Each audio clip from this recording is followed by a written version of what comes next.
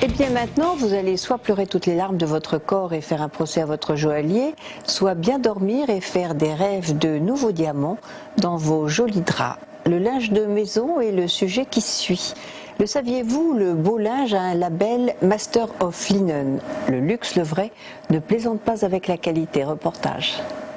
Il est des personnalités qui sont prophètes en leur pays. Ainsi, à la fin du 19e siècle, Alexandre Turpot, entrepreneur visionnaire aidé de son ami Auguste Boucicaut, fondateur du Bon Marché, crée le mois du blanc. Et ça dure encore. L'histoire de Turpot a commencé en 1847, donc il y a quelques siècles presque maintenant.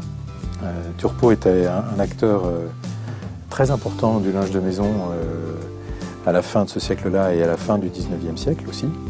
Bon, et puis après, la crise est arrivée, les guerres, etc. Et Turpot a connu des heures un petit peu plus difficiles après la guerre, jusqu'à être repris par notre groupe il y a maintenant une quinzaine d'années. Tisseur de lin et de métis, Alexandre Turpot crée à Cholet, capitale du mouchoir, les plus beaux draps du monde. On essaie de retirer la grande tradition du linge de maison à la française, de façon à ce que ce travail qui a été apporté à toutes les collections perdure dans le temps, malgré les difficultés, et puisse à nouveau devenir quelque chose de solide, quelque chose de durable.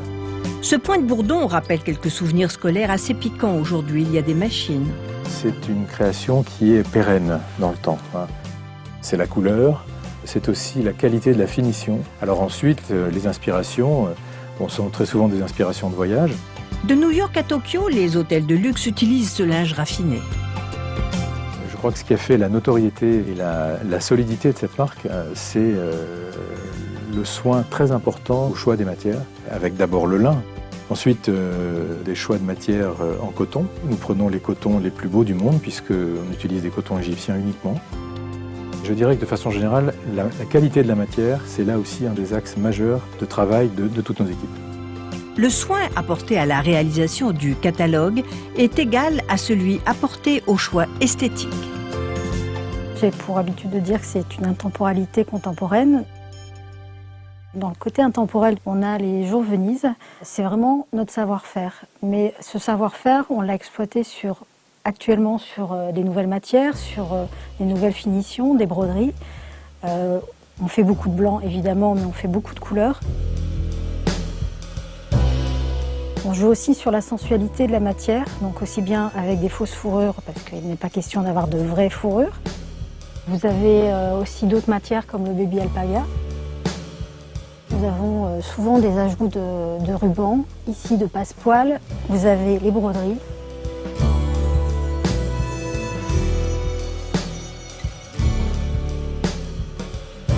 Ce sont des broderies très françaises. Là, moi, je donne juste un dessin et eux amènent leur savoir-faire. Et c'est vraiment un partenariat. J'essaie toujours de travailler en partenariat avec des fabricants français.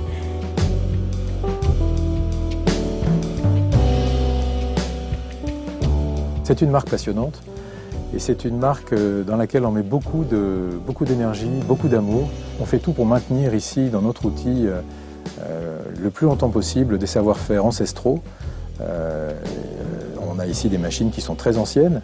Pourquoi elles sont très anciennes? Parce que les machines neuves n'existent pas. C'est à Nîmes, près de Lille, que nous suivons le processus de fabrication 100% français. Les palettes sont arrivées, ont été contrôlées, ont été stockées et vont maintenant être débitées en articles lors de l'opération de coupe. L'opération de coupe consiste à mettre à dimension des articles suivant les désignations qui ont été données au coupeur. Nous allons maintenant regarder le montage et la fabrication du jour Venise. La première opération consiste à faire le tirage de fil. C'est une machine qui enlève par des couteaux rotatifs le fil de dessus et de dessous pour créer l'emplacement où seront brodées les différentes barrettes du jour Venise. La deuxième opération consiste à ajourer la partie libérée. En même temps, nous faisons les volants de la tête d'oreiller. Donc les fils sont regroupés par paquet et chaque barrette ainsi déterminée va être brodée dans la troisième opération qui consiste à broder les barrettes. L'ouvrière actionne une genouillère qui lui permet d'augmenter ou de baisser la jetée de l'aiguille. Le travail consiste à resserrer les barrettes pour arriver à un brodage très serré. 15 personnes travaillent et brodent afin que vos nuits soient plus belles que vos jours. Pour nous, le luxe, c'est cette passion qui nous anime. C'est formidable de faire un métier passionnant. Et ça, c'est un vrai luxe aujourd'hui, je crois. Rien à redire, rien à critiquer, sauf le prix et encore bonne nuit.